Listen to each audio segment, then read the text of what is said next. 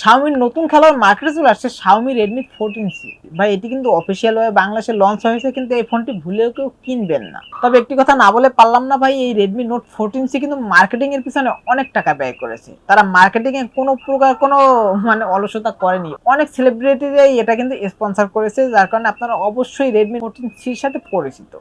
So এই ফোনটি কেন কিনবেন না, কি কি খারাপ দিক বিস্তারিত জানবো আজকের ভিডিওতে। সো দাদা মেইন ভিডিও। ফোনটির রিয়ার প্যানেল এবং বডি ফ্রেম দুটোই কিন্তু প্লাস্টিকের তৈরি এবং দেখতে কিন্তু খুবই সুন্দর লাগে, বিশেষ করে আউটডোরে খুব শাইনি একটি কালার দেয় ভাই। তবে একটি সমস্যা আছে, এটি কিন্তু ফিঙ্গারপ্রিন্ট ম্যাগনেট, মানে আঙুলের ছাপ বসে যাচ্ছিল। ফোনটির রিয়ার প্যানেলে একটি সার্কুলার ক্যামেরা রয়েছে, বাট দেখতে কিন্তু একদমই বাজে। আমার কাছে, বিশেষ করে আমার কাছে ভালো লাগেনি। আপনার কাছে কেমন লাগছে কমেন্টে জানাবেন। সাথে রয়েছে 6.88 ইঞ্চি ডিসপ্লে, থিকনেস 8.2 মিলিমিটার এবং ওয়েট 204 গ্রাম। তবে ওয়েট 204 গ্রাম এবং থিকনেস মোটামুটি আয়ত্তের ভিতরে থাকার কারণে মানে যাদের হাত বেশি ছোট তারা এক হাতে ব্যবহার করতে পারবেন না, দুই হাতে ব্যবহার করতে হবে। আর যাদের হাত বড় সড়ো তারা এক হাতে ব্যবহার করতে পারবেন। তবে একটি মজার বিষয় কি জানেন ভাই, এটাতে কিন্তু কোনো আইপি রেটিং নেই, যা কিনা বর্তমানে মানে একদম কম দামের ফোনগুলোতেও থাকে। পোর্শন বাটন নিয়ে কথা বলতে গেলে ফোনটির রাইট সাইডে রয়েছে একটি ভলিউম বাটন এবং একটি পাওয়ার অফ বাটন, এবং লেফট সাইডে রয়েছে একটি সিম ট্রে, যাতে আপনারা দুটি সিমের পাশাপাশি একটি এক্সটার্নাল মেমোরি কার্ডও ব্যবহার করতে পারবেন। এবং উপর দিকে রয়েছে হেডফোন জ্যাক এবং নিচের দিকে রয়েছে main speaker, primary mic, USB type C charging port এবং একটি noise cancellation mic. Operating system হিসেবে রয়েছে অ্যান্ড্রয়েড 14 এবং ইউআই হিসেবে রয়েছে কিন্তু হাইপারওয়েজ, এবং সাথে কিন্তু আপ টু 6GB পর্যন্ত ভার্চুয়াল RAM ইউজ করতে পারবেন। তবে আপনারা সকলেই জানেন ভার্চুয়াল RAMটা শুধুমাত্র গেমারদের জন্য প্রয়োজন হয়, যারা নর্মাল ইউজ করেন তাদের কোনো প্রয়োজনই নেই। এবং ইউআই নিয়ে কথা বলতে গেলে ইউআই মোটামুটি ভালোই স্মুথ আছে এবং কিছু অপ্রয়োজনীয় অ্যাপস আছে যেগুলো আপনারা চাইলে আনইনস্টল করে ফেলতে পারবেন। সো ইউআই নিয়ে কমপ্লেন করার কোনো জায়গায় নেই। ফোনটির রিয়ার প্যানেল আছে 15 মেগাপিক্সেল একটি এআই লেন্স, এবং এটির পিকচার কোয়ালিটি নিয়ে কথা বলতে গেলে মোটামুটি ঠিকঠাক আছে, এবং কালার ডিটেলসটার একটু ঘাটতি আছে, আর একটু ভালো হলে আরও ভালো হতো। মানে কালারটা যদি আর একটু বুস্ট করতো তাহলে আরও ভালো হতো। এবং শার্পনেস ঠিকঠাকই আছে। তবে অন্ধকারে ছবি তুলতে গেলে অবশ্যই নাইট মোডটা অন করে নেবেন, তাহলে ভালো একটি রেজাল্ট পাবেন।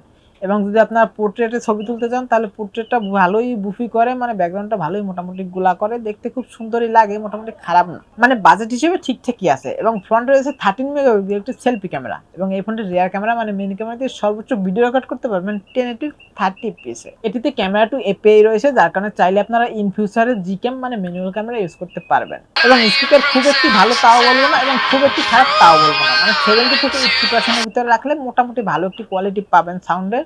বা যদি 100% করেন তাহলে একটু সাউন্ড কোয়ালিটি খারাপ হয়, মানে ডিস্ট্রয় হয়ে যায়। তাই আমার সাজেস্ট থাকবে 70 থেকে 80% এর ভিতরে রাখার। ডিসপ্লে সেকশন রয়েছে 6.88 ইঞ্চের একটি আইপিএস এলসিডি প্যানেলের ডিসপ্লে, সাথে রয়েছে 120 রিফ্রেশ। ডিসপ্লে রেজোলিউশন হিসেবে রয়েছে 1640x720 পিক্সেল, এবং পিক্সেল ডেনসিটি হিসেবে রয়েছে কিন্তু 260 পিপিআই। এবং 3 বেজেল নিয়ে কথা বলতে গেলে ভাই কোনো কথা বলবো না, আমি কোনো কথাই বলবো না। 3 বেজেল এক কথায় মোটা। এবং ডিসপ্লের উপর ঠিক সেন্টার রয়েছে ভাই, মানে কি আর বলতে লজ্জা লাগলেও বলা লাগে, মানে ওয়াটার ড্রপ নচ ভাই।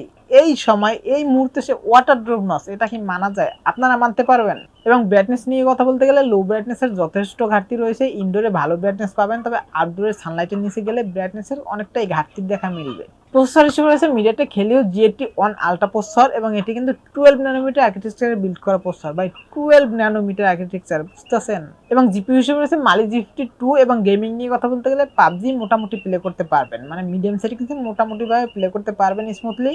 এবং ফ্রি ফায়ার মোটামুটি ভালোই প্লে করতে পারবেন, অন্য গেমসগুলো ভালোই প্লে করতে পারবেন, বাট পাবজি কিন্তু হাই গ্রাফিক্স সেটিংসে প্লে করতে পারবেন না। ব্যাটারি সেকশন রয়েছে 5160 mAh একটি বড় ব্যাটারি, এবং এটিকে ফুল চার্জ করে যদি নর্মাল ইউজ করেন সেক্ষেত্রে 1.5 দিনে একটু বেশি ব্যাকআপ অনায়াসে পেয়ে যাবেন। এবং যদি হেভি ইউজ করেন, মানে একটানা গেম প্লে করেন অথবা একটানা মুভি দেখেন, সেক্ষেত্রে 6 ঘন্টার মতো ব্যাকআপ অনায়াসে পেয়ে যাবেন। ফোনটি একটি ভেরিয়েন্টে মার্কেটে পেয়ে যাবেন 6GB র্যামের সাথে 128GB স্টোরেজ, এবং এই ভেরিয়েন্টের র্যাম টাইপ হিসেবে পেয়ে যাবেন LPDDR4X, এবং স্টোরেজ টাইপ হিসেবে পেয়ে যাবেন eMMC 5.1। তবে স্টোরেজ টাইপটি ভাই ভালোই দিয়েছে। ফোনটির প্রাইস নিয়ে কথা বলতে গেলে এই ফোনটি অফিসিয়াল ভাবে প্রাইস রাখা হয়েছে 14,999 টাকা।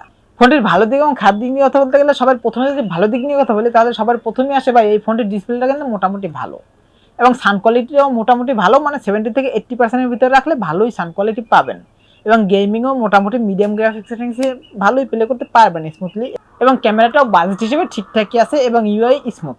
এবং খারাপ দিক নিয়ে কথা বলতে গেলে সবার প্রথমে আসে ভাই ফোনটিতে ওয়াটার ড্রপ নচ দিয়েছে ভাই এই সময় এসে ওয়াটার ড্রপ নচ আমি একদমই মানতে পারতেছি না। আপনারা মানতে পারতেছেন কিনা জানি না, কমেন্টে জানাবেন। এবং 33 ওয়াটের ফাস্ট চার্জারও নেই, কোনো আইপি রেটিংও নেই, কোনো আয়ার ব্লাস্টার নেই, এবং লো ব্রাইটনেসের ঘাটতিও আছে। সো আজকের এই ফোনটি সম্পর্কে ভালো খারাপ সব দিকগুলোই তুলে দিলাম আপনাদের সাথে।